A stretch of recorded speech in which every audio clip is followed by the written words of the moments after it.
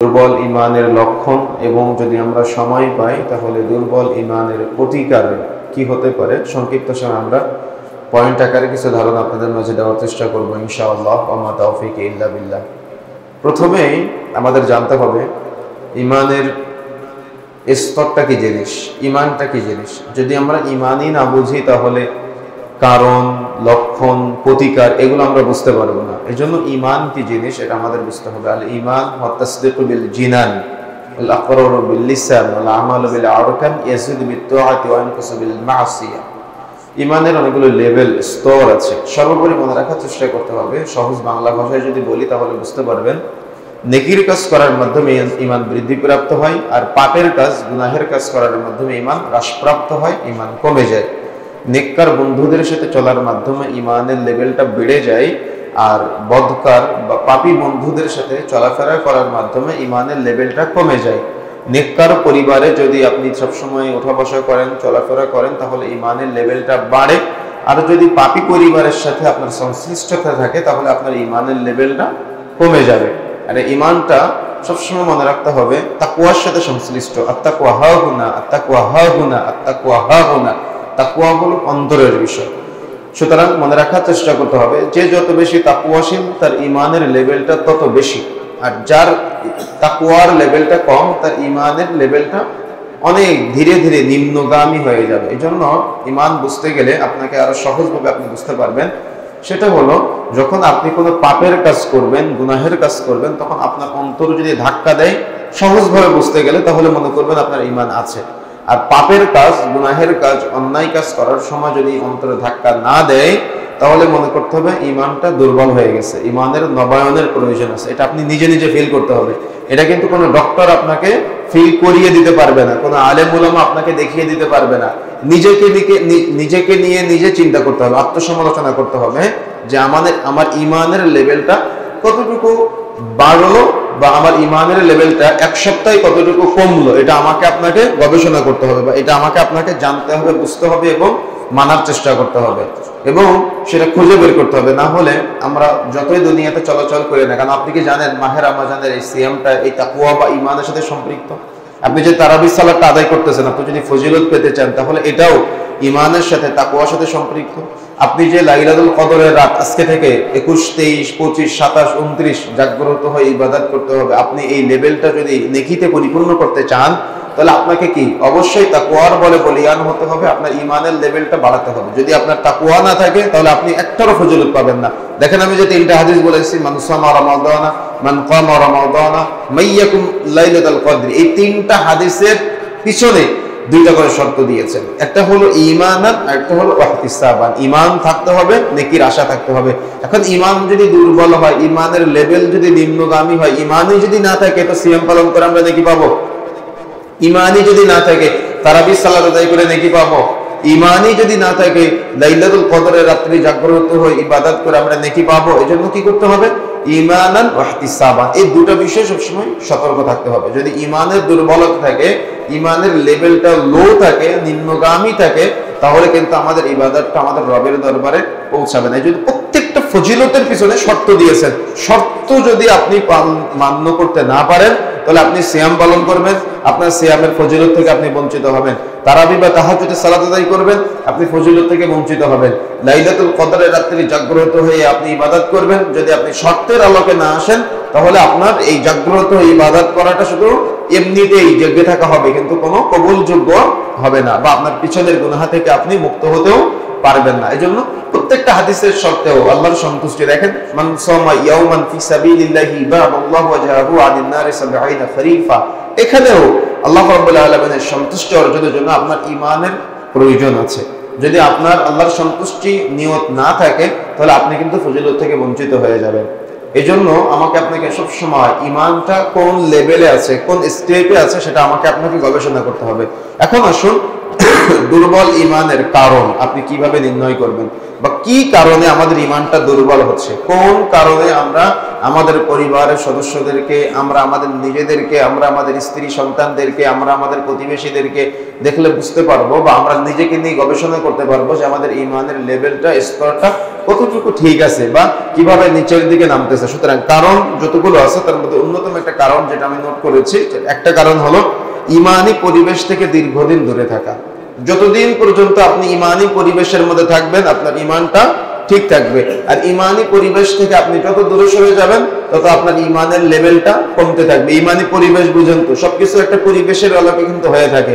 দেখা যাচ্ছে আপনি এমন একটা পরিবেশের মধ্যে আছেন যে পরিবেশের মানুষ ফজরের সময় উঠে সালাত আদায় করে, যে পরিবেশের মানুষ দেখা যাচ্ছে রমাজান মাসে সবাই একসাথে সিয়াম পালন করে, যে পরিবেশের মানুষ কখনো গান বাজনা বাজায় না, যে পরিবেশের মধ্যে আপনি থাকতে থাকতে এমন ভাবে অভ্যস্ত হয়ে গিয়েছেন যে পরিবেশের মানুষ কখনো বিয়ে বাড়িতে গান বাজনা বাজায় না, সেখানে বিয়ে বাড়ি ইবাদতের মতো করে হয়, তারা সিয়াম পালন রমাজান মাসে যেভাবে ইবাদত বান্দিগির মাধ্যমে কাটায়, রমাজানের বাহিরের মুহূর্তটাও তেমন ইবাদত বান্দিগির মাধ্যমে কাটায়। তার মানে সবকিছু একটা পরিবেশের সাথে ডিপেন্ডেন্ট। আপনি আপনার বাজারে আপনার শত শত দোকান আছে, সকল দোকানদারের ইমানি লেভেল যখন ঠিক থাকবে তখন সবাই ওজনে বা পরিমাপে কম দিবে না, সবাই লেভেল ঠিক রাখবে। যখন আপনি পরিবেশের মধ্যে থাকবেন তখন আপনিও ভাববেন যে না, আমার ওজনে বা পরিমাপে কম দেওয়া যাবে না, আমারও লেভেলটা ঠিক রাখা লাগবে, তাই না? দেখবেন যে এখানে 50টা দোকান আছে, 50টা দোকানের 49টা দোকানে কেউ সিগারেট বিক্রয় করে না। এখন আপনি আপনার ইমানের লেভেল বা স্তরটা ঠিক রাখার জন্য আপনি সিদ্ধান্ত নেবেন, না আমি কেন পাপ করব, আমি তো ইমানি পরিবেশে আছি, আমি এখানে সিগারেট বিক্রয় করতে পারি না। কথা কি বুঝতে পেরেছেন? এটা হলো পরিবেশ। তার মানে পরিবেশ অনেক সময় অনেক কিছু শেখায়, পরিবেশ অনেক সময় অনেক কিছু উপলব্ধি করতে বোঝায়। কথা কি বুঝতে পেরেছেন? দেখতেছেন যে আপনি যে মহল্লায় বাস করেন ওই মহল্লার কোনো পুরুষ মানুষ তার দাড়ি ওঠার পর থেকে কখনো দাড়ি কাটে নাই, তাহলে আপনার ওই লেভেলটা ঠিক রাখার জন্য আপনি কখনো রাসূলের সুন্নাহ দাড়িতে হাত দিবেন না। কথা কি বুঝতে পেরেছেন? এরকম ইমানি পরিবেশ থেকে মানুষ যখন দূরে সরে যায়, যখন যে এলাকার মানুষ ইমানের লেভেল নিম্নগামী থাকে, ওই এলাকায় মানুষ যত বেশি বসবাস করে তত তার ইমানের লেভেলটা কমে যায়, নিম্নগামী হয়ে যায়। এই জন্য দুর্বল ইমানের যতগুলি কারণ আছে তার মধ্যে অন্যতম একটা কারণ হলো ইমানি পরিবেশ থেকে দীর্ঘদিন দূরে থাকা।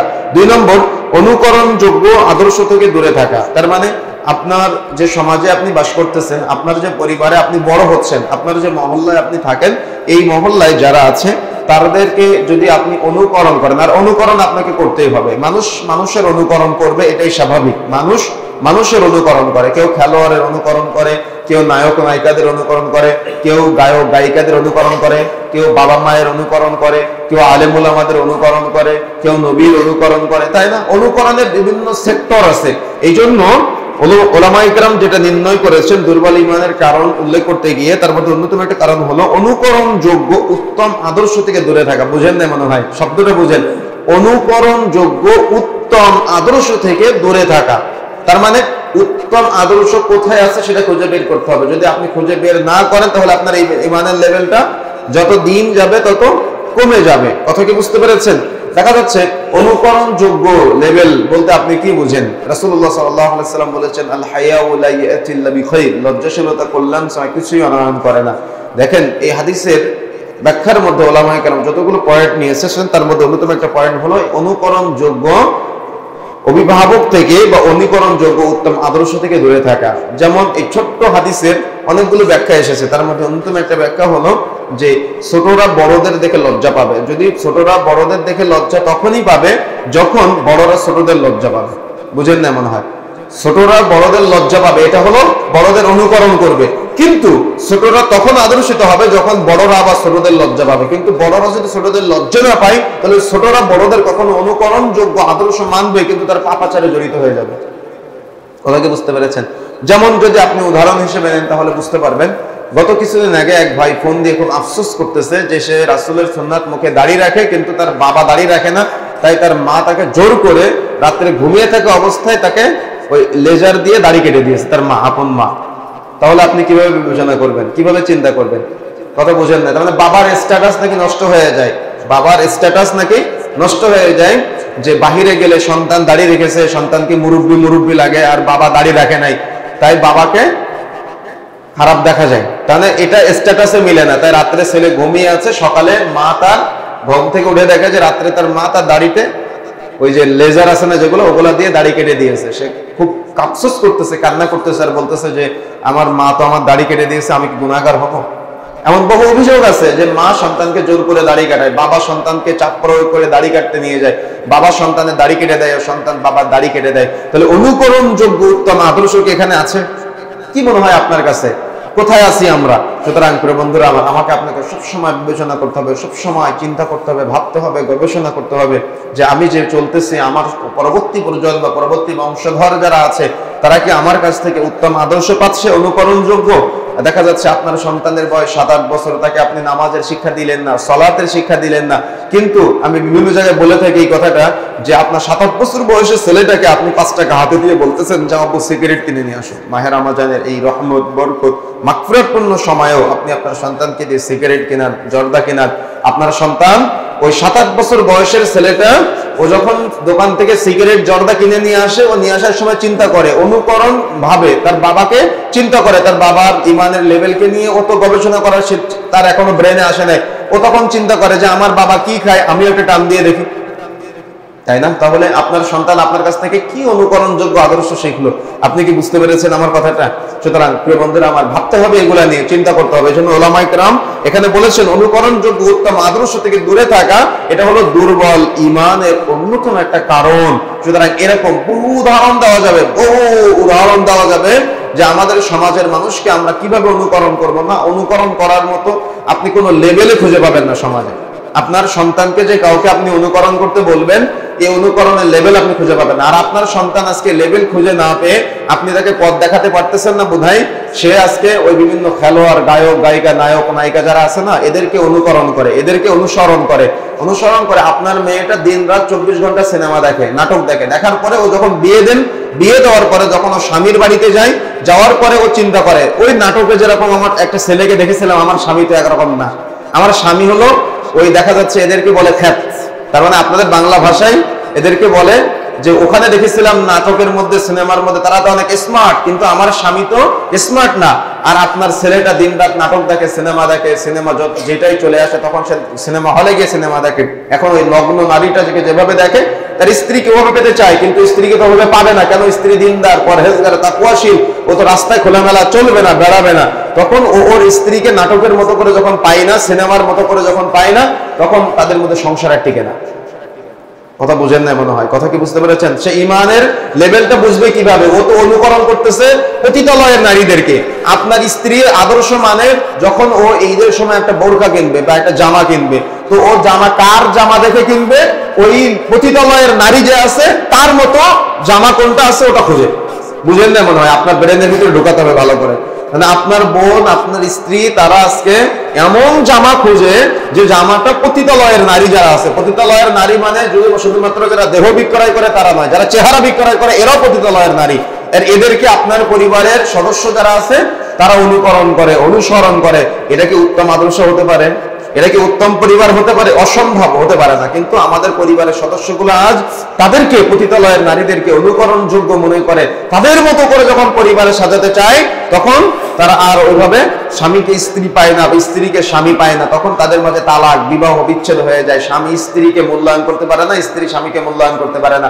তার মানে সন্তানের স্টেপ বুঝালাম, পরিবারে স্বামী স্ত্রীর স্টেপ বুঝালাম। এভাবে আপনি যতগুলো স্টেপের মধ্যে যাবেন, আপনি কোনো একটা কোম্পানিতে চাকরি করেন, দেখেন যে আপনার কোম্পানির মালিক যে সে হলো সুদের লেনদেন করে, সে হলো ঘুষের লেনদেন করে, সে মিথ্যা কথা বলে, তখন তার যতগুলো স্টাফ আছে তারা মিথ্যা বলবে, দ্বিধা করবে না। কথা বুঝতে পারেন নাই? কথা কি বুঝতে পেরেছেন? এটাই বাস্তবতা, এটাই চূড়ান্ত সত্য কথা। সুতরাং আমাকে আপনাকে সতর্ক হতে হবে। যেন ওলামায়ে কেরাম বলেছেন অনুকরণযোগ্য উত্তম আদর্শ থেকে দূরে থাকা এটা হলো দুর্বল ইমানের যতগুলো কারণ আছে তার মধ্যে অন্যতম একটা কারণ। 3 নম্বর, শরঈ ইলম অর্জন ও সালাফে সালিহিনের কিতাব বা বই যেগুলো আছে এগুলো পড়া থেকে বিরত থাকা। আপনার সন্তানের, আপনার যত ক্লাসের যতগুলো বই আছে সবগুলো বই আপনার সন্তানের জন্য আপনি পড়াতে পারেন, কিন্তু দুঃখজনক হলো সত্য যে সালাফে সালিহিনের বই তো বহুদূরের কথা, আপনার সন্তান এখনো কোরআন মাজিদ পড়তে জানে না। আপনার সন্তান, আচ্ছা আপনার কি একটু আফসোস লাগে না, একটু খারাপ লাগে না? আল্লাহ আপনাকে 70 বছরের একটা জিন্দেগি দান করেছে। আপনার সন্তানের কথা আমি বাদই দিলাম, আপনার এই 70 বছরের আল্লাহ এত বড় একটা জীবন দান করেছে, এই 70 বছরে আপনি কোরআন মাজিদ পড়া শিখতে পারলেন না? কতদিন খারাপ লেগেছে আপনার? কোনদিন কষ্ট লেগেছে আপনার, কোনদিন ব্যথা লেগেছে আপনার, নিজের প্রতি ঘৃণা জন্ম হয়েছে কোনদিন যে আল্লাহ রাব্বুল আলামিন আমাকে 70টা বছর জীবন দান করলো, আল্লাহ রাব্বুল আলামিন আমাকে 80-90 বছর জীবন দান করলো, আমি কি করলাম? আমি কোরআন মাজিদ পড়া শিখতে পারলাম না। কথা বুঝেন নাই? কথা বুঝতে পেরেছেন? দেখেন 70 বছরের আল্লাহ আপনাকে একটা জিন্দেগি দান করেছে, আপনি এখনো পর্যন্ত নামাজে সাজদায় গিয়ে কি পড়তে হয় এটা জানেন না, রুকুতে গিয়ে কি পড়তে হয় আপনি এটা জানেন না, আপনি এখনো বৈঠকে বসে আত্তাহিয়াতু দুরূদ শরীফ দোয়া মাসুরা পড়তে হয় আপনি এগুলো কিচ্ছু বুঝেন না। তাহলে এই 70 বছরে আপনি কি শিক্ষা অর্জন করলেন? এই 70 বছরের জিন্দেগিতে আপনি জিন্দেগিকে আপনি কিভাবে মূল্যায়ন করবেন? আপনি কিভাবে চিন্তা করবেন যদি আল্লাহ আপনাকে জিজ্ঞাসা করে যে তোমাকে এত বছরের আমি একটা জীবন দান করলাম, তুমি এখনো কোরআন পড়া শিখতে পারলে না, তো আপনি কি জবাব দিবেন কিয়ামতের মাঠে? বলেন, কি জবাব দিবেন আপনি কিয়ামতের মাঠে? যদি কবরে আপনাকে জিজ্ঞাসা করে, তো কবরে আপনি আপনার জবাব দেওয়ার মতো কি কোনো জবাব আছে? রেডি আছে? রেডি করে রেখেছেন? কোনো জবাব আছে আপনার কাছে যে আপনি কোরআন মাজিদ পড়তে জানেন না, সালাতের মধ্যে আপনি কি আল্লাহর কাছে চাচ্ছেন, কি তিলাওয়াত করতেছেন, কি দোয়া করতেছেন, জিকির আজগার করতেছেন? আমি তো সালাফি সালিহিনদের কিতাব পড়া তো বহু দূরের কথা, এগুলো বহু দূরে সরিয়ে রাখলাম, কিন্তু কোরআন মাজিদের বিষয়ে যদি আসেন তাহলে আপনি এখান থেকে হুদা পথ প্রদর্শক স্বরূপ হিসেবে আপনি কোরআনকে গ্রহণ করবেন কিভাবে? নূর, সত্য মিথ্যার পার্থক্যকারী আলো, বুরহান, দলিল হিসেবে, নূর হিসেবে আপনি গ্রহণ করবেন কিভাবে? ফুরকান হিসেবে গ্রহণ করবেন কিভাবে? আপনি তো পারবেন না। এই জন্য আমাকে আপনাকে ইমানের লেভেলটা ঠিক রাখার জন্য অবশ্যই অবশ্যই আমাকে আপনাকে কোরআন মাজিদের জ্ঞান, হাদিসের জ্ঞান, তারপরে আমাকে আপনাকে বেশি বেশি সালাফদের যত কিতাব আছে সেই কিতাবগুলো বেশি বেশি পড়তে হবে এবং সেখান থেকে জ্ঞান অর্জন করতে হবে, তাদের আমলগুলো সম্পর্কে জানতে হবে, তাদের ইখলাস সম্পর্কে জানতে হবে, তাদের আকীদা সম্পর্কে জানতে হবে, তাদের মানহাজ সম্পর্কে জানতে হবে। তাহলেই না আমি পিওর মুমিন হতে পারবো, মুসলিম হতে পারবো। তা না হলে আমি তো কখন পথভ্রষ্ট হয়ে যাবো আমি নিজেই বুঝতে পারবো না। আমার কথা কি বুঝতে পারতেছেন? এই জন্য আমাকে আপনাকে চেষ্টা করতে হবে। এরপরে আসেন 4 নম্বর পয়েন্ট, মুসলিম হয়েও পাপ কাজের মধ্যে সবসময় অবস্থান করা। তার মানে আপনি একটা কাজ দেখতেছেন পাপ, গুনাহের কাজ, তার মানে আপনি কোনো একটা দোকানে চাকরি করতেছেন বা কোনো একটা কোম্পানিতে আপনি আছেন যে কোম্পানিতে সবসময় হারাম কাজ হয়, তার মানে আপনার কাজটা হারামের সাথে সম্পৃক্ত, সংশ্লিষ্ট। দেখা যাচ্ছে আপনি তেল পাম্পে চাকরি করতেছেন, আপনার মালিক আপনাকে বলে দিয়েছে যে তোমাকে 10 লিটার পর থেকে এই মিটারে 1 লিটারে প্রতি 10 লিটার পর থেকে 1 লিটারে দেখা যাচ্ছে 50 গ্রাম করে তেল কম দিতে হবে। এটা আপনি জানেন, জেনে শুনে আপনি ওই পাপের কাজের সাথে তার সংশ্লিষ্ট থাকলেন। এটা হলো ইমানের লেভেল কমে যাওয়ার অন্যতম একটা কারণ। বা দেখা যাচ্ছে আপনি কোনো একটা কোম্পানিতে চাকরি করতেছেন, কোনো একটা দোকানে চাকরি করতেছেন, আপনার দোকানদার শিখিয়ে দিয়েছে যে যখন আপনি ওজনে কম দিবেন তখন আপনার দেখা যাচ্ছে ওজনে কম দিতে হবে, তা তেলে কম দিতে হবে, ডাউলে ভেজাল দিতে হবে, চাউলে ভেজাল দিতে হবে। আপনি অনায়াসে সেই কোম্পানিতে চাকরি করতেছেন, অর্থাৎ আপনি কাজের সাথে জড়িত। এই জন্য ওলামায়ে কেরাম বলছেন মুসলিম হয়েও পাপ কাজ, পাপ কর্ম যেগুলো আছে সেই কর্ম বর্জন না করা। কোনো একটা দোকানে আপনি চাকরি করতেছেন, সেই দোকানের মালিক আপনাকে বলেছে সিগারেট বিক্রয় করার জন্য, সিনেমা দেখিয়ে মানুষকে আকৃষ্ট করার জন্য, মহিলা দেখিয়ে মানুষকে আকৃষ্ট করার জন্য, কিন্তু আপনি এটা কন্টিনিউ করলেন। আপনি একবারের জন্য বিবেচনা করলেন না, চিন্তা করলেন না যে আপনি মুসলিম হয়েও আপনি হারাম কাজ, পাপ কাজে জড়িয়ে আছেন। আপনি হারাম কাজ, পাপ কাজ, অন্যায় কাজে আপনি জড়িয়ে আছেন, বা অন্যকে পাপ কাজ করতে আপনি সহযোগিতা করতেছেন, বা গুনাহ করতে আপনি সহযোগিতা করতেছেন। যদি আপনি এটা বিবেচনা না করেন তাহলে আপনি কিন্তু ওই ইমানের লেভেলটা বাড়াতে পারবেন না, বরং যত দিন যাবে আপনার ইমানের লেভেলটা যত দিন যাবে তত কমতে থাকবে। এই জন্য ওলামায়ে কেরাম নির্ণয় করেছেন 4 নম্বর, মুসলিম হয়েও যাবতীয় পাপ যত কর্ম আছে যেটা আপনার উপার্জনের লেভেল, উপার্জনের মাধ্যম, এই উপার্জনের মাধ্যমের সাথে জড়িয়ে থাকা, যদি আপনি এভাবে চিন্তা না করে অন্যভাবে চিন্তা করতে পারেন, সহিহ মুসলিমের হাদিস, তিরমিজির হাদিস, আবু দাউদের হাদিস সহ অনেকগুলো প্রায় 17টা হাদিস দ্বারা প্রমাণিত রাসূলুল্লাহ সাল্লাল্লাহু আলাইহি ওয়াসাল্লাম থেকে পাওয়া যায়, যদি কোনো ব্যক্তি হালাল উপার্জনের জন্য বাড়ি থেকে বের হয় ও বাড়ি ফিরে আসার আগ পর্যন্ত যত সময় বাড়ির বাইরে থাকবে তার পুরাটা ইবাদতে রূপান্তরিত করা হবে। সুবহানাল্লাহ। এখন আপনি যদি মুসলিম হয়ে হারাম কাজ, পাপ কাজের যে সংশ্লিষ্টতা আছে এই উপার্জনের মাধ্যমগুলো বর্জন করে আপনি যদি চিন্তা করেন যে আমি আমার স্ত্রীকে হালাল খাবার খাওয়াবো, আমি আমার সন্তানকে হালাল খাবার খাওয়াবো, আমি আমার মা বাবাকে হালাল খাবার খাওয়াবো, আমি নিজে হালাল খাদ্য গ্রহণ করব, তাহলে বলেন তো আপনার ইমানের লেভেলটাকে আপনি ঠিক রাখতে পারবেন না? আপনার ইমানের লেভেলটাও ঠিক থাকবে, প্লাস আপনার এই উপার্জন ইনকাম তো হচ্ছে এখানে বারাকা থাকবে, প্লাস আপনার এই উপার্জনে বারাকার পাশাপাশি যত সময় আপনি উপার্জন করবেন, সালাত আদায় করলে যেমন ইবাদত হয়, সিয়াম পালন করলে যেমন ইবাদত হয়, দান সাদাকা করলে যেমন ইবাদত হয়, আপনার এই উপার্জনের জায়গাটাও তেমন ইবাদতে রূপান্তরিত হবে। মাধ্যমটা ইবাদতে রূপান্তরিত হবে। সুবহানাল্লাহ। এখন আপনি রিকশা চালালে ইবাদত হবে, আপনি মুদিখানার দোকানদারি করলে ইবাদত হবে, আপনি কোনো একটা কোম্পানিতে এমপ্লয় হিসেবে কাজ করলেও, আপনি দেখা যাচ্ছে কর্মচারী হিসেবে কাজ করলেও আপনি নেকি, তার মানে পুরাটাই আপনার, যতক্ষণ আপনি ওখানে থাকবেন পুরাটাই আপনার ইবাদতে রূপান্তরিত হবে। সুবহানাল্লাহ। কথা কি বুঝতে পেরেছেন? মানে পুরাটাই সিস্টেম কিন্তু সহজ, যদি আপনি একটু বিবেচনা করেন, যদি আপনি একটু গবেষণা করেন। যদি আপনি না করেন তাহলে আপনার ইমানের লেভেলটা দিন দিন দুর্বল হয়ে যাবে। তারপরে 5 নম্বরে উলামায়ে কেরাম বলছেন, সেটা হলো দুনিয়ার মোহে ডুবে থাকা। আলহাকুমুত তাকাসুর, প্রাচুর্যের প্রতিযোগিতা তোমাদের মোহচ্ছন্ন করেছে, হাত্তা যুরতুমুল মাকাবির। আর এই মোহচ্ছন্ন বা আচ্ছন্ন তোমরা ততদিন থাকবে যতদিন পর্যন্ত তোমরা কবরে উপনীত হবে। তার মানে মানুষ কবরে যাওয়ার আগ পর্যন্ত তাদের এই মোহচ্ছন্ন, তাদের এই আরো চাই, আমাদের, আমি, আপনি, আমরা সবাই, আমাদের এই আরো চাই এই প্রবণতা সবসময় থাকবে। যেন উলামায়ে কেরাম বলেছেন দুনিয়ার মোহে ডুবে থাকা, আচ্ছন্ন থাকা, মোহচ্ছন্ন থাকা, এটা হলো সূরা আত-তাকাসুর থেকে মূলত নিয়ে আসা হয়েছে। আলহাকুমুত তাকাসুর, প্রাচুর্যের প্রতিযোগিতা তোমাদের মোহচ্ছন্ন করেছে হাত্তা যুরতুমুল মাকাবির। এটা কতদিন থাকবে? যতদিন পর্যন্ত তোমরা কবরে উপনীত হবে। তার মানে কবরে যাওয়ার আগ পর্যন্ত শয়তান আমাকে আপনাকে ওয়াসওয়াসা দিয়ে এই মোহে ডুবিয়ে রাখবে, যাতে করে আমাদের ইমানের লেভেলটা দুর্বল হয়ে যায়, আমাদের ইমানের লেভেলটা নিম্নগামী হয়ে যায়। যতই রমাদান আসুক আমাদের ইমানের লেভেল বাড়াতে পারবে না। কথা বুঝেন না মনে হয়? বিবেচনা করে দেখবেন, যদি এমনটা না হতো তাহলে আপনার 50 বছর বয়সে আপনি 50 বার রমাদান পেয়েছেন আর ঈদের দিন সকালে গিয়ে আবার দাড়ি কেটেছেন। 50 বার রমাদান পেয়েছেন আর ঈদের দিন সকালে গিয়ে আবার সিগারেট শুরু করে দিয়েছেন। 50 বার রমাদান পেয়েছেন আর ঈদের দিন সকালে গিয়ে আবার ফজরের সালাত মিস করেছেন। 50 বার রমাদান পেয়েছেন আর ঈদের দিন সকাল থেকে আবার সুদের লেনদেন, কার কাছ থেকে কয় টাকা নেবেন, ঘুষের লেনদেন, কার কাছ কয় টাকা দিবেন, কার কাছ থেকে কয় টাকা নেবেন, এটা আপনি ঈদের দিন সকাল থেকে গবেষণা শুরু করে দিয়েছেন। সারা রমাদান মাস সিয়াম পালন করেছে, যে মাইক দিয়ে সাহারির সময় ডাকাডাকি করে, গান বাজনা, কোরআন তেলাওয়াত বাজিয়ে, ইসলামী সঙ্গীত, কোরআন তেলাওয়াত বা মাইকে ডাকে না সাহারির জন্য, যদিও এটা বেদাতি পদ্ধতি, ওই মাইক দিয়ে, আমার নিজের দেখা ওই মাইক দিয়ে আবার ঈদের দিন সকালে মোড়ের মাথায় গান বাজনা বাজায়, বক্স ভাড়া করে, বাদ্যযন্ত্রের আয়োজন করে, ইজি বাইক, অটো গাড়িগুলা, তারপরে পিকআপ ভাড়া করে ওই মাইকটা দিয়ে, ওই ভাড়ার টাকা দিয়ে, আপনারাই টাকা দেন, আপনাদের টাকা দিয়ে ঈদের দিন সকালে তারাই আবার ট্রাক ভাড়া করে, পিকআপ ভাড়া করে গোটা এলাকায় গান বাজনা বাজিয়ে শোডাউন দিয়ে ঘুরে বেড়ায়। তাহলে ইমানের লেভেল কতটুকু? আপনি 50 বার রমাদান পেয়েছেন আর আপনার সন্তান 50 বার, আপনার বিবেচনা বুদ্ধি হওয়ার পর থেকে আপনার সন্তান এগুলো করে, লটারির আয়োজন করে, যে হারাম লটারির আয়োজন করে, ওই মাইক দিয়ে আবার ওটা প্রচারণা করে।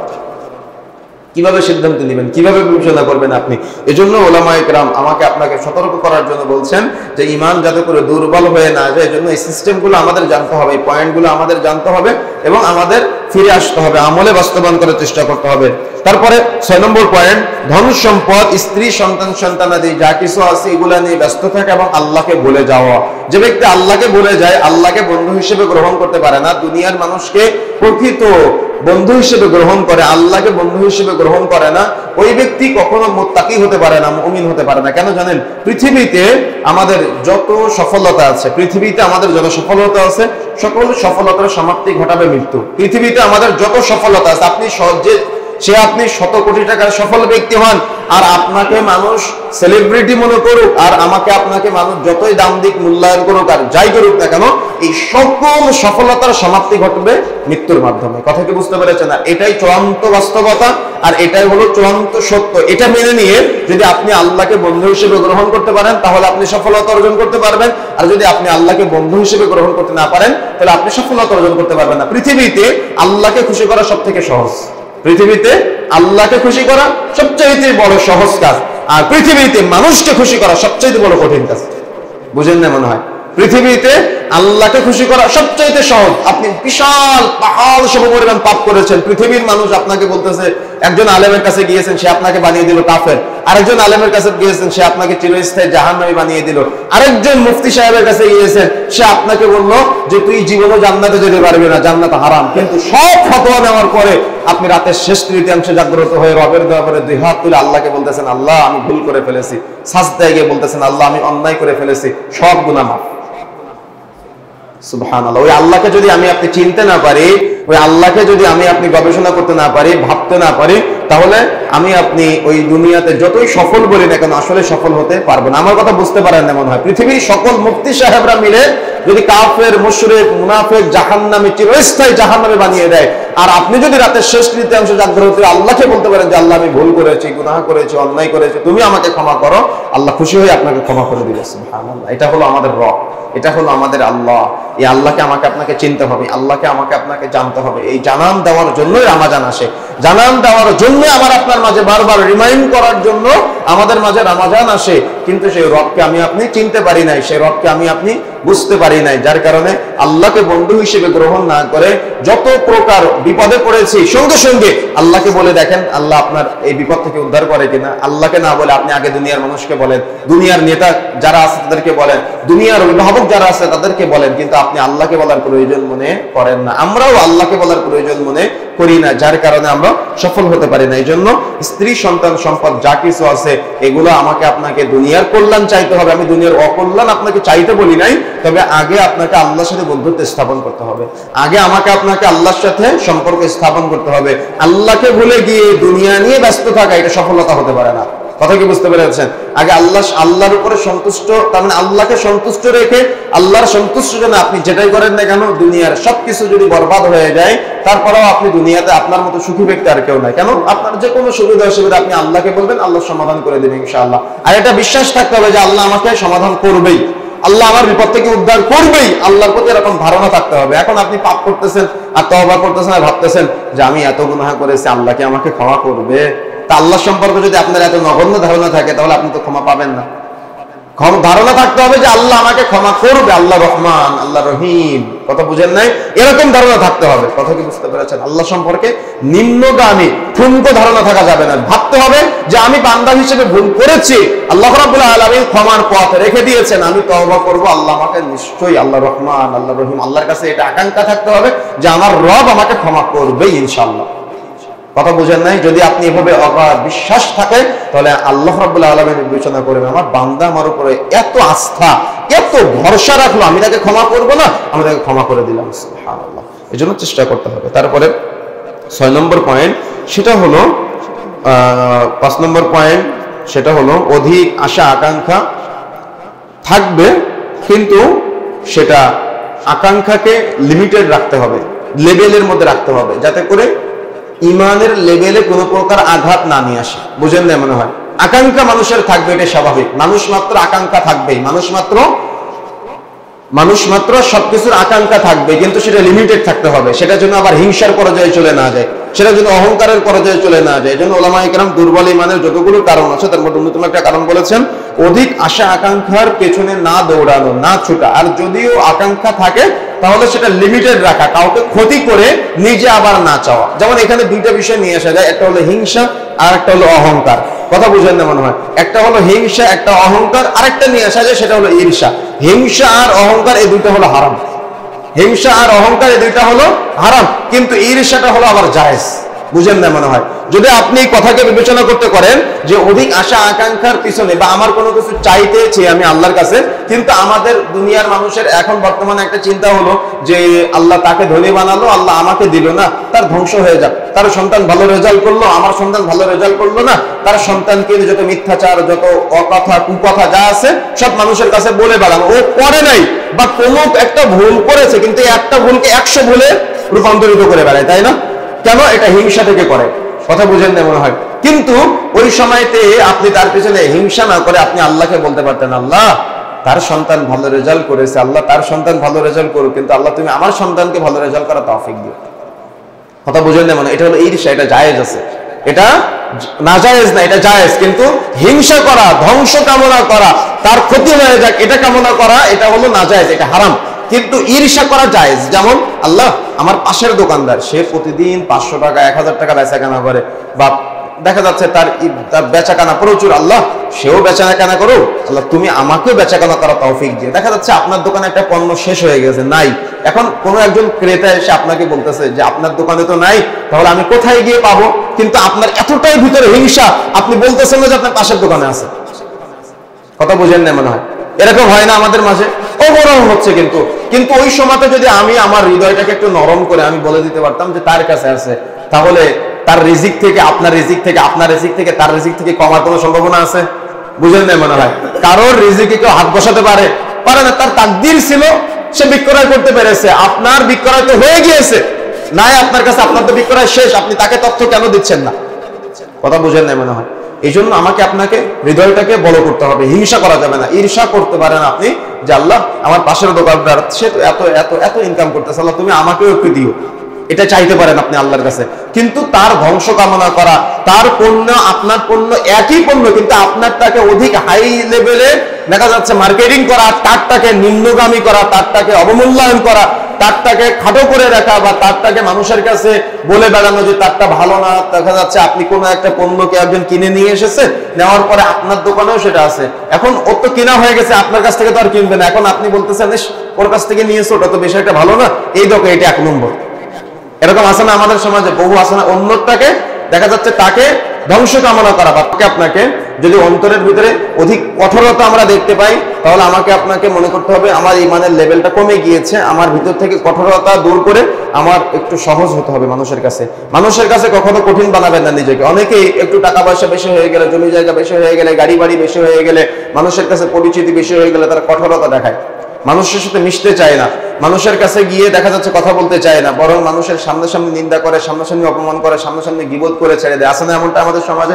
এই জন্য আমাদের সবসময় মনে রাখতে হবে অন্তরে কঠোরতা অনুভূত করা যাবে না, বরং মানুষের জন্য নিজেকে উৎসর্গ করে দিতে হবে এবং চেষ্টা করতে হবে যেন আমাকে কেউ কঠিন মনে না করে, আমাকে যেন কেউ কঠিন সাব্যস্ত করতে না পারে। কারণ আল্লাহ হলেন রহমান, আল্লাহ হলেন রহিম। আমিও আমার প্রভু দয়াময় রব যিনি আছে, আমি তার মতো নরম হৃদয়ের অধিকারী হতে চাই। এখন আপনি হয়তো বলতে পারেন যে নরম হলে তো মানুষ ঠকায়, মানুষ ঠকালেও আপনি হাসবেন। যদি সুযোগ থাকে তাহলে আপনি চেষ্টা করবেন যে প্রতিহত করার জন্য সিস্টেমের আলোকে। কিন্তু দেখা যাচ্ছে মানুষ হয়তো আপনাকে ঠকালো, আপনি বুঝতে পারতেছেন সে আপনাকে ঠকাচ্ছে, আপনি কি জানেন যে আল্লাহ রাব্বুল আলামিন আপনাকে অন্য দিক দিয়ে পূর্ণতা লাভ করে দিবে? কখনো বিবেচনা করেছেন কেউ আপনাকে একটা গালি দিল, তখন আপনি হয়তো ভাবলেন ইস আমি তার গালির জবাবটা দিতে পারলাম না, আমি তার গালির পাল্টা জবাব ফিরিয়ে দিতে পারলাম না, এরকম আপনার হৃদয়ে কঠোরতা অনুভূত হচ্ছে। তখন আপনি ভাববেন আবু বকর রাদিয়াল্লাহু তাআলা আনহু সেই ঘটনাটা। একদিন আবু বকর রাদিয়াল্লাহু তাআলা আনহু রাসূলুল্লাহ সাল্লাল্লাহু আলাইহি ওয়াসাল্লাম একসাথে বসে আছেন। হঠাৎ করে একজন বহিরাগত লোক এসে আবু বকর রাদিয়াল্লাহু তাআলা আনহুকে খুব গালিগালাজ করতেছে, খুব বেধড়ক গালিগালাজ করতেছে। তখন আবু বকর রাদিয়াল্লাহু তাআলা আনহু চুপচাপ বসে আছে, কিন্তু রাসূলুল্লাহ সাল্লাল্লাহু আলাইহি ওয়াসাল্লাম মুস্কি মুস্কি হাসে। বুঝেন না মনে হয়? আচ্ছা, আপনার সঙ্গী সাথী কাউকে গালিগালাজ করতেছে, আপনি কি হাসবেন নাকি আপনি পাল্টা প্রতি উত্তর দিবেন? না, আমার আপনার চিন্তা ভাবনা কেমন? তাহলে প্রতি উত্তর দেওয়ার চিন্তা ভাবনা না। কিন্তু আবু বকর রাদিয়াল্লাহু তাআলা আনহু গালিগালাজ করতেছে বন্ধুকে, আর রাসূলুল্লাহ সাল্লাল্লাহু আলাইহি ওয়াসাল্লাম মুস্কি মুস্কি হাসতেছে। তখন আবু বকর রাদিয়াল্লাহু তাআলা আনহু কিছুক্ষণ পরে আর কন্ট্রোল করতে না পেরে গালির একটা জবাব দিয়ে ফেলছে। জবাব দেওয়ার সাথে সাথে রাসূলুল্লাহ সাল্লাল্লাহু আলাইহি ওয়াসাল্লাম ওখান থেকে উঠে চলে গেছে। এতক্ষণ পর্যন্ত রাসূলুল্লাহ সাল্লাল্লাহু আলাইহি ওয়াসাল্লাম কি করতেছিলেন? মুস্কি মুস্কি হাসতেছিলেন। আর যেই মুহূর্তে জবাব দিলেন, জবাব দেওয়ার সাথে সাথে রাসূলুল্লাহ সাল্লাল্লাহু আলাইহি ওয়াসাল্লাম ওখান থেকে উঠে চলে গেলেন। তখন আবু বকর রাদিয়াল্লাহু তাআলা পিছু নিলেন, নিয়ে সাথে সাথে গিয়ে বলতেছে আল্লাহ রাসূল আপনার জন্য আমার জীবন কুরবান হোক। আল্লাহ রাসূল আমি কি কোনো ভুল করে ফেললাম? তার মানে যখন ওই লোকটি আমাকে নিয়ে গালিগালাজ করতেছিল তখন আপনি মুস্কি মুস্কি হাসতেছিলেন, কিন্তু যখন আমি জবাবটা দিলাম তখন আপনি মন খারাপ করলেন এবং সেখান থেকে উঠে চলে আসলেন। তখন রাসূলুল্লাহ সাল্লাল্লাহু আলাইহি ওয়াসাল্লাম বলছেন আবু বকর তুমি যখন চুপচাপ বসেছিলে আমি তখন দেখলাম তোমার পক্ষ থেকে স্বয়ং ফেরেশতারা তোমার পক্ষ থেকে জবাব দিচ্ছে। তো সুবহানাল্লাহ, বুঝেন না মনে হয়? তার মানে আবু বকর রাদিয়াল্লাহু তাআলা যখন বসে আছে গালির জবাব দিচ্ছে না, শুনতেছে, ধৈর্য ধারণ করতেছে, তখন ফেরেশতারা তার পক্ষ থেকে জবাব দিচ্ছে। রাসূলুল্লাহ সাল্লাল্লাহু আলাইহি ওয়াসাল্লাম বলেন যখন তুমি জবাব দিয়ে ফেলেছো তখন আমি দেখলাম ওখান থেকে ফেরেশতারা চলে গিয়েছে আর শয়তান চলে এসেছে, আর যেখানে শয়তান থাকে সেখানে আমি মুহাম্মদ থাকি না। বুঝেন না মনে হয়? কথা কি বুঝতে পেরেছেন? এই জন্য অন্তরে কঠোরতা অনুভূত হলে মনে করতে হবে আমাদের ইমানের লেভেলটা একটু দুর্বল আছে, একটু লো আছে, একটু নিম্নগামী আছে। আমাদের ইমানের লেভেলটা বাড়ানোর জন্য আমাদের একটু কন্ট্রোল করার চেষ্টা করতে হবে। ইমানের লেভেলটা বাড়ানোর জন্য আমাদের যাতে করে আমরা কঠোরতা আমাদের মাঝে না থাকে সেটা আমাদের চেষ্টা করতে হবে। 3 নম্বরে ইবাদত ভালোভাবে না করা। তার মানে ইবাদত করবেন কিন্তু আপনার মন বসবে না। নামাজে দাঁড়িয়ে আছেন, ইমাম সাহেব পড়তেছে আলহামদুলিল্লাহ রাব্বিল আলামিন, আর আপনি চিন্তা করতেছেন আজকে দোকানে কয় টাকা ইনকাম করলাম। ইমাম সাহেব বলতেছে আর রহমানুর রহিম, আর আমরা চিন্তা করলাম যে আজকে মসজিদের বাহিরে শুক্রবার, রমজান মাস বাদ রেখে অন্যান্য মাসে মেহমান বাড়িতে আসে, কিভাবে মেহমান কখন এসে পৌঁছাবে, কিভাবে মেহমানকে খাওয়াবো, তাই না? জুমার দিন ছাড়া তো নামাজে আসে না। তো এইটা হলো আমাদের চিন্তা ভাবনা। ইবাদত করি কিন্তু ভালোভাবে মনোযোগ নাই ইবাদতের মধ্যে। রমাদান মাসে সিয়াম পালন করে, সিয়াম পালন করার অবস্থায় সিনেমা দেখে, সিয়াম পালন করার অবস্থায় নাটক দেখে। আবার অনেকে আছে সাহারি করে জর্দা দিয়ে আর ইফতার করে সিগারেট দিয়ে। আছেন আমাদের মাঝে, বহু আছে এরকম। এই জন্য প্রিয় বন্ধুরা আমার, ইবাদত করবে কিন্তু ইবাদতে ভালোভাবে মনোযোগ থাকবে না, মন বসবে না। রমাদান মাসে অনেকে যাকাত আদায় করে। গত পরশুদিন একটা পত্রিকাতে দেখলাম, সম্ভবত প্রথম আলো পত্রিকাতে, যে ধানমন্ডিতে একজন যাকাতের ঘোষণা দিয়েছে। আগেই ঘোষণায় ওই পদদলিত হয়ে 2 জন হসপিটালে জাকাতের শাড়ি কাপড় দিবে, শাড়ি কাপড় সাপড় দেওয়ার জন্য ওই যারা আছে জাকাত নেওয়ার জন্য বিভিন্ন জায়গা থেকে এসেছে। এত লোক হয়েছে যে পদদলিত হয়ে 2 জন হসপিটালে। তাহলে আপনি কিভাবে বিবেচনা করবেন, কিভাবে চিন্তা করবেন? এটা হলো আমাদের ইবাদতের লেভেল, এটা হলো আমাদের ইবাদতের স্তর। একবারে পুরাটাই সুন্নাহ বিরোধী, পুরাটাই তাকওয়া বিরোধী, যেটা আমাদের মাঝে চলতেছে। ইবাদত করবে কিন্তু ইবাদতে কোনো মনোযোগ থাকবে না। যখন এরকম হবে তখন মনে করতে হবে আমাদের ইমানের লেভেলটা দুর্বল। জুমার খুতবা শুনতেছেন কিন্তু খুতবায় আপনার কোনো মনোযোগ নেই, খতিব সাহেব কি বলতেছে সেদিকে কোনো আপনার ব্রেন নেই, আপনার ব্রেন মসজিদের বাইরে। মনে করতে হবে যে লেভেলটা একটু কম আছে ইমানের। কথা কি বুঝতে পেরেছেন? এই জন্য আমাকে আপনাকে চিন্তা করতে হবে। এরপরে আসেন, কোরআনের মাধ্যমে প্রভাবিত না হওয়া। সালাত আদায় করতেছেন বা কোরআন মাজিদ তিলাওয়াত করতেছেন, কোনো প্রভাব বিস্তার করে না। কোরআন মাজিদের মাধ্যমে কোনো প্রভাব বিস্তার করে না, মনে করতে হবে ইমানের লেভেল নাই। কেন জানেন? ওই যে বলেছিলাম না, 50 বছর আল্লাহ জীবন দান করেছে, এখন সূরা ফাতিহার মধ্যে আপনি কি পড়েন আপনি বুঝেন না। যখন আপনি বলেন আলহামদুলিল্লাহি রাব্বিল আলামিন, সমস্ত প্রশংসা আল্লাহ তোমার জন্য, তখন আপনি কি জানেন আল্লাহ আপনার কথার জবাব দেয়? কোনোদিন ফিল করেছেন যে আল্লাহ আপনার কথার জবাব দিয়েছে? কোনোদিন শুনেছেন, কোনোদিন গবেষণা করেছেন যে আল্লাহ আপনার কথার জবাব দিয়েছে? যখন আপনি বলেন আলহামদুলিল্লাহি রাব্বিল আলামিন, সমস্ত প্রশংসা দয়াময় আল্লাহ তোমার জন্য, তখন আল্লাহ সুবহানাহু ওয়া তাআলা আপনার কথার জবাব দেয়। জবাব দিয়ে বলে হামিদানি আব্দি, আমার বান্দা আমার প্রশংসা করলো। সুবহানাল্লাহ। কোনোদিন আপনি ফিল করেছেন যে আল্লাহ আপনার কথার জবাব দিয়েছে? কোনোদিন চিন্তা করেছেন যে আল্লাহ আপনার কথার প্রত্যেকটা শব্দের কথার জবাব দিচ্ছে? সূরা ফাতিহার প্রত্যেকটা আয়াত আপনি পড়তেছেন আর আল্লাহ আপনার কথার জবাব দিচ্ছে। কোনোদিন গবেষণা করেছেন? গবেষণা তো করেন নাই। কেন? কোরআনের মাধ্যমে আপনি প্রভাবিত হতে পারলেন না। কোরআনকে আপনি শরীফ বানিয়ে ফেলেছেন, আর কোরআনকে আপনি ওই শোকেসের উপরে, আলমারির উপরে সুন্দর করে কাপড়ে জড়িয়ে ঝুলিয়ে বা টানিয়ে বা আপনি শোকেসের উপরে রেখে দিয়েছেন। কোনোদিন কোরআন মাজিদ পড়তে পারেন না। বিভিন্ন জায়গায় মাহফিলে গেলে যদি কোরআন মাজিদ চাই তো দেখি কোরআন মাজিদ গামছা দিয়ে মুছতে মুছতে নিয়ে আসে। কেন? তো এই কোরআন মাজিদ কতদিন যে ধরা হয় না তার কোনো ঠিক ঠিকানা নাই। কথা বোঝেন? অথচ কোরআন হলো ফুরকান, কোরআনটা হলো সত্য মিথ্যার পার্থক্যকারী, কোরআনটা হলো হুদা, কোরআনটা হলো বুরহান, কোরআনটা হলো দলিল, কোরআনটা হলো নূর, কোরআনটা হলো আলো। কেমন আলো জানেন? ঘুটঘুটে অন্ধকারের রজনী যেমন সুবহে সাদিক উকি দেওয়ার মাধ্যমে গোটা পৃথিবী আলোয় আলোকিত হয়, অন্ধকারাচ্ছন্ন সমাজে যখন কোরআনের আলো জ্বালানো হয় তখন ওই সমাজ, ওই অন্ধকারাচ্ছন্ন সমাজ ওই সুবহে সাদিকের ন্যায় আলোকিত হয়ে যায়, আলোয় আলোকিত হয়ে যায়। সুবহে সাদিক থেকে যেমন দুপুরের সময় চলে আসে না, মানে মধ্যবর্তী সময় চলে আসে, যেমন পুরা পৃথিবী আলোয় আলোকিত হয়ে যায়, সেম একইভাবে আপনি যত সমাজের মানুষকে নিয়ে, পরিবারের সদস্যদেরকে নিয়ে, এমনকি নিজে কোরআন মাজিদের চর্চা করবেন, তত আপনি নিজে, আপনার পরিবারের সদস্যরা, আপনার সমাজের, আপনার মহল্লার মানুষগুলো এইভাবে আলোয় আলোকিত হতে থাকবে। এই জন্য কোরআনটা হলো নূর, কোরআনটা হলো আলো, কোরআনটা হলো বুরহান, কোরআনটা হলো দলিল। যখন আপনি পৃথিবীতে কোনো দিশা খুঁজে পাবেন না, এক একজন এক একভাবে আমল করতেছে, এক একজন এক এক পথে আপনাকে আহ্বান করে, তখন আপনাকে ফিরে আসতে হবে কোরআনের দিকে, ফিরে আসতে হবে হাদিসের দিকে। তাহলে আপনি ওই দলিলটা খুঁজে পাবেন, আপনি আমলের দিশা খুঁজে পাবেন। সুবহানাল্লাহ। কথা কি বুঝতে পেরেছেন? এভাবে বিবেচনা করতে হবে। তারপরে হারাম কাজ, পাপ কাজ সংগঠিত হওয়া দেখে রাগান্বিত না হওয়া। দেখা যাচ্ছে আপনার বাড়িতে একদিন বিয়ের অনুষ্ঠান হচ্ছে, তখন আপনি মুরব্বী মানুষ, আপনি বলতেছেন একদিন রং লাগালে কি হয়, আপনি বলতেছেন একদিন গান বাজালে কি হয়, আপনি বলতেছেন একদিন দেবরকে ভাবিরা গোসল করালে কি হয়, আপনি বলতেছেন একদিনই তো, একদিনে তো আনন্দ করবে, একদিন একটু বিউটি পার্লার থেকে সাজুগুজু করে এসে লোককে দেখালে কি হয়, এই বিয়ের দিনই তো আমার মেয়েটা সাজুগুজু করবে, অন্যদিন তো আর করে না, বলে না? এটা হলো দুর্বল ইমানের লক্ষণ, এটা হলো দুর্বল ইমানের কারণ। তার মানে হারাম কাজ, পাপ কাজ দেখে কোনো প্রকার রাগান্বিত হয় না, তার মানে তার মাঝে কোনো প্রকার কোনো কিছু ওই ইতস্ততবোধ কাজ করে না। তার ছেলে সিগারেট খায়, বাপ দেখে দাঁড়ায়, বা সন্তান সিগারেট খায়, পিতা সিগারেট ধরায় দেয়, কখনো সন্তান সিগারেট খায়, পিতা ধরায় দেয়, কখনো পিতা খায়, সন্তান ধরায় দেয়। কথা বুঝেন না মনে হয়? তার মানে পাপ কাজ করতেছে স্ত্রী, দেখতেছে নিজের স্ত্রী সিনেমা দেখে, কিন্তু তার রাগ হয় না, ক্ষোভ লাগে না, কষ্ট লাগে না, দেখে তার সন্তান সেলুনে দাড়ি কাটতেছে, আরো বাইক চালিয়ে চলে আসে, পাশ দিয়ে হেঁটে চলে আসে, একদিনের জন্য বলে না আব্বু রাসূলের সুন্নাত তোমাকে রাখতে হবে, একদিনের জন্য বলে না। একদিনের জন্য বলতে দেখি নাই যে স্ত্রীকে যে তোমাকে সিনেমা দেখা যাবে না, নাটক দেখা যাবে না, ডিশের তাল খুলে ফেলে লাইন বন্ধ করে দিতে একদিনের জন্য দেখা যায় না। কথা বুঝেন না? মানে হারাম কাজ করতে দেখে কখনো বিরত থাকে না, কখনো হারাম কাজ করতে দেখে ভিতরে নিজের ইমানের লেভেলটা জাগ্রত হয় না, বরং হারাম কাজ করতে দেখেন নিজে গিয়ে আবার নাটক স্ত্রীর সাথে বসে বসে দেখে, সন্তানের সাথে বসে বসে নিজে সেলুনিকে দাড়ি কাটে, সন্তানকে সিগারেট ধরায় দেয়, আর সন্তান আবার বাবাকে সিগারেট ধরায় দেয়। এরকম বহু পাপের কাজ আছে যেগুলো বাবা সন্তানকে সহযোগিতা করে, সন্তান বাবাকে সহযোগিতা করে, স্ত্রী স্বামীকে সহযোগিতা করে, স্বামী স্ত্রীকে সহযোগিতা করে। না, এরকম বহু আছে, হাজার হাজার আছে। কত উদাহরণ দিবেন আপনি? আপনারা নিজেরা আমার থেকে ভালো জানেন। এই জন্য আমাকে আপনাকে তওবা করতে হবে, ফিরে আসার চেষ্টা করতে হবে।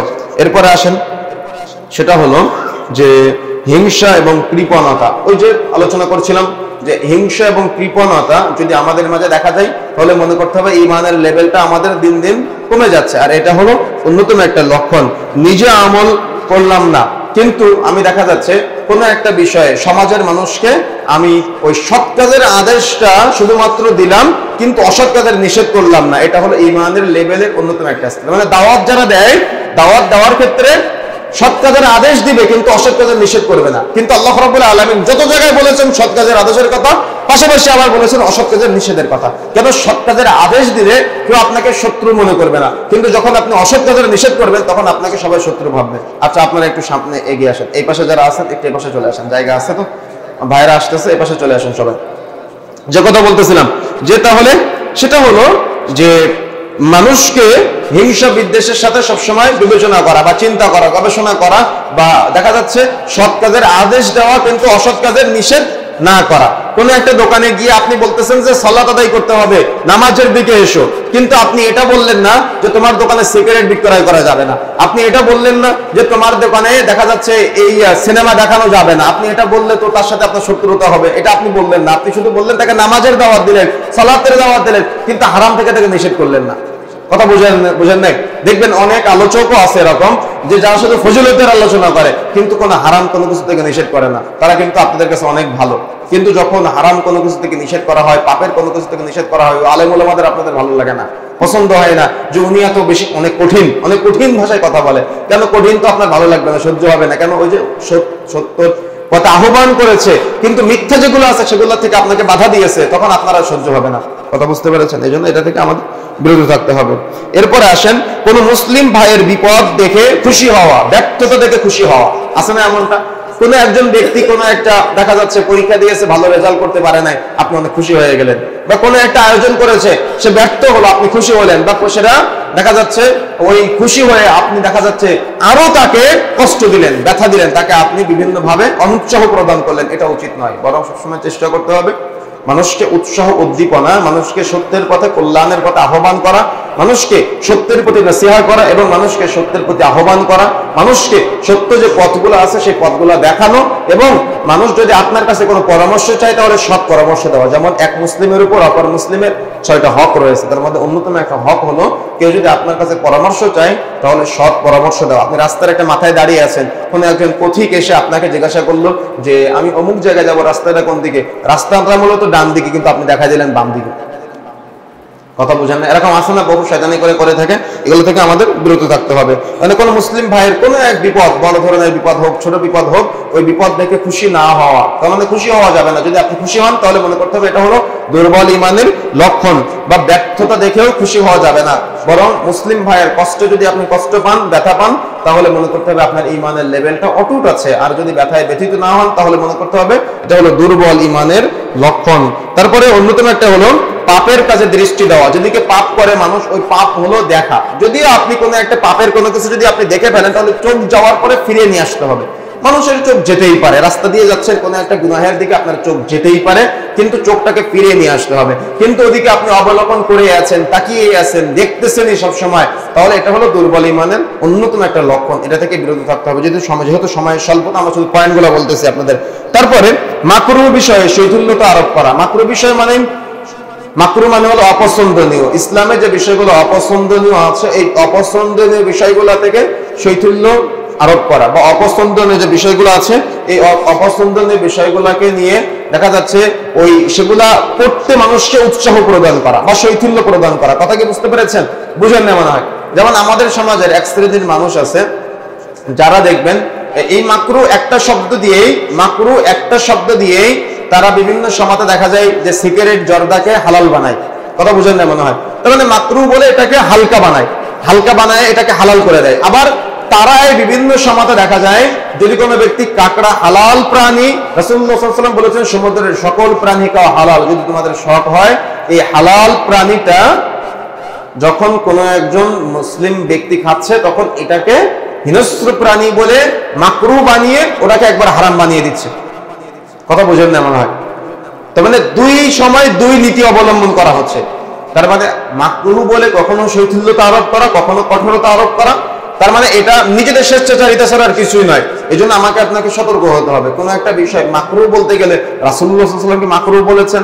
রাসূলুল্লাহ সাল্লাল্লাহু আলাইহি ওয়াসাল্লাম মাকরু সাব্যস্ত করেছেন, সাহাবায়ে কেরাম মাকরু সাব্যস্ত করেছেন, অপছন্দনীয় বিষয় হিসেবে কোনো কিছু সাব্যস্ত করেছেন কিনা সেটা আমাকে আপনাকে আগে বিবেচনা করতে হবে। স্পষ্ট কোনো নস আছে কিনা, যদি স্পষ্ট রাসূল থেকে কোনো নস বা বর্ণনা না থাকে তাহলে আমাকে আপনাকে অপছন্দনীয় কোনো বিষয়ে শৈথিল্যতা আরোপ করা থেকে বিরত থাকতে হবে, বা মাকরু কোনো বিষয়ে শৈথিল্যতা আরোপ করা থেকে বিরত থাকতে হবে। তারপরে সৎ কাজকে তুচ্ছ মনে করা, নেকির কাজকে অবমূল্যায়ন করা। কোনো একজন ব্যক্তি কোনো একটা তার সৎ কাজ হয়তো অনেক ছোট্ট, দেখা যাচ্ছে ওই ব্যক্তি ইফতার করাচ্ছে, ওই ব্যক্তি রাস্তার মানুষদেরকে 10 জনকে ইফতার করালো, কিন্তু আপনি বলতেছেন মাত্র 10 জনকে ইফতার করালে, কিন্তু আপনি কি জানেন এই ছোট্ট একটা দান যদি কবুল হয়ে যায় ওর এই একটা দানের বিনিময়ে জান্নাতে যেতে পারে?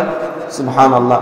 কিন্তু আপনি তো করলেন না। আপনার দোকানে বরং যদি কেউ পণ্য কিনতে আসে তাহলে পণ্যের দামটা যদি 10 টাকা হয়, তো যখন ক্রাইসিস তৈরি হয় আপনি 15 টাকায় বিক্রয় করেন, কিন্তু আপনার পাশের দোকানদার ওটা 10 টাকার পণ্য 9 টাকায় যদি ছেড়ে দেয় তাহলে আপনি তাকে হেউ তুচ্ছ তাচ্ছিল্য করেন। আছে না এমনটা? বহু আছে, অভিযোগ আছে আমাদের কাছে। বরং তাকে মালিক সমিতি থেকে আউট করে দেওয়া হয়, বরং তাকে দেখা যাচ্ছে ওই সমাজের একেবারে সর্বসম্মতিক্রমে সবাই মিলে বয়কট করে দেয় যদি তারা ওই বাজারে ক্রাইসিস তৈরি না করে। বহু আছে এরকম ইমানদার দোকানদার ভাইয়েরা আছে আমাদের কাছে অভিযোগ করে, বহু এরকম উদাহরণ আছে। সুতরাং দেখা যাচ্ছে সৎ কাজকে তুচ্ছ মনে করা এবং নেকির যত ভালো ভালো কাজ আছে যদিও সে কাজটা ছোট কিন্তু সেটাকে অবমূল্যায়ন করে আমাদের সমাজের অনেক মানুষ। এজন্য কোনো ছোট কাজ আপনি নেকির কাজ এগুলাকে আপনি অবমূল্যায়ন করবেন না, মূল্যায়ন করার চেষ্টা করবেন। এরপরে আসেন দুই মুসলিম ভাইয়ের মাঝে বন্ধন ছিন্ন করে দেওয়া, এটা হলো দুর্বল ঈমানের লক্ষণ। তার মানে দেখতেছেন কারোর মাঝে প্রচুর ঝগড়া হচ্ছে, বিবাদ হচ্ছে, তখন আপনি ওই দেখা যাচ্ছে আগুনে ঘি ঢালা একটা কথা আছে না, আগুনে ঘি ঢেলে ওটাকে আরো তীব্র করা, এটা যাবে না। বরং চেষ্টা করতে হবে, দেখা যাচ্ছে যে স্বামী স্ত্রীর মধ্যে সম্পর্ক নষ্ট হচ্ছে, আপনি সম্পর্কটা অটুট করার চেষ্টা করবেন। মা ছেলের মধ্যে সম্পর্ক নষ্ট হচ্ছে, আপনি সম্পর্কটা অটুট করার চেষ্টা করবেন। দুই ভাইয়ের মধ্যে সম্পর্ক নষ্ট হচ্ছে, সম্পর্কটা আপনি অটুট করার চেষ্টা করবেন। দেখা যাচ্ছে প্রতিবেশীর মধ্যে সম্পর্ক নষ্ট হচ্ছে, আপনি সম্পর্কটা কি করার চেষ্টা করবেন? অটুট করার চেষ্টা করবেন। সম্পর্কটা আপনি বাড়ানোর চেষ্টা করবেন। বরং যদি আপনি না বাড়িয়ে সম্পর্ক আরো নষ্ট করার চেষ্টা করেন বা দেখা যাচ্ছে ওই আগুনে ঘি ঢালার চেষ্টা করেন, তাহলে আপনি মনে করতে হবে ঈমানের দুর্বলতা আছে, ঈমানের লেভেলটা বাড়ানোর জন্য এটা থেকে আমাদের বিরত থাকতে হবে। তারপরে বিপদ আপদে টেনশন করা, এটা দুর্বল আমাদের দুর্বল ব্যক্তির লক্ষণ, দুর্বল ঈমানের লক্ষণ। তার মানে বুঝে নেওয়া হয়। তাহলে আপনি বলতে পারেন যে আমার তাহলে বিপদের সময় আমি টেনশন করব না, টেনশন আল্লাহর উপরে ছেড়ে দিতে হবে। বুঝেন না মনে হয়? তার মানে সবসময় যদি বিপদে পড়েন তাহলে বিপদের মুহূর্তটা আপনি আল্লাহর উপরে ছেড়ে দিয়ে আপনি ভাববেন যে আল্লাহ আমাকে বিপদ থেকে উদ্ধার করবে, আমি তো সৎ আছি, আমি তো অটুট আছি, আমি তো সত্যের উপরে আছি। তার মানে টেনশনটা আপনি আল্লাহর উপরে ছেড়ে দিয়ে দেখেন আপনার টেনশনটা কত করে কমে যায়। কিন্তু টেনশন যদি আপনি নিজের উপরে নেন, টেনশন যদি বিপদে পড়লে মানুষকে বললে সুযোগ নেয়, আর বিপদে পড়লে আল্লাহকে বললে বিপদ থেকে উদ্ধার করে দেয়। বুঝেন না মনে হয়? কিন্তু মানুষ মাত্র আমরা কি ভুল করি, বিপদে পড়লে আগে মানুষকে বলি। আমাদের উচিত মানুষকে না বলে আল্লাহকে বলা।